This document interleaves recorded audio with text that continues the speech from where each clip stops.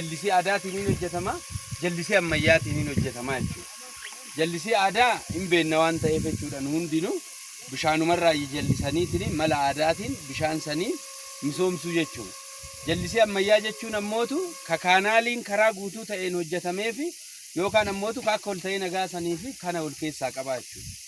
Tokkoffaa qamadii jallisii bonee as qofa osoo hin ta'in akka aanaatitti gara hektaara 18 nuti ka oomishne jechuudha. San keessaa kun isa tokko. Kanaaf fageenya irraa kaka'e garanatti as dhufne malee qamadiidhaan hin beekama waan ta'eef gara gadabiititti qamadiin bal'inaan akka ta'uun beekama. Ammas ta'eetiniin midhaan garas jiru sun kanan caala.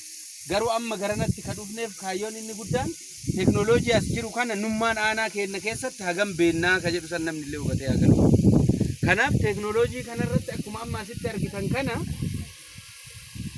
riivoluushinii hagamiin obaasa baay'ina bishaaniitu hin maxxanaa jechuudha. Kabraatii miti.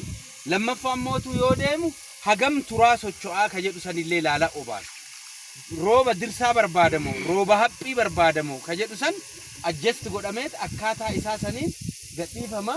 Akkuma amma asitti argitan kana siistama ittiin roobuu qabu sanirra dhaabateetiniin hin dhaabataa jechuudha. Asiillee haga dhumaa achis deema silaa deemee achirraan zooree 360 digriidhaan asit deebi'uu qabaa ture.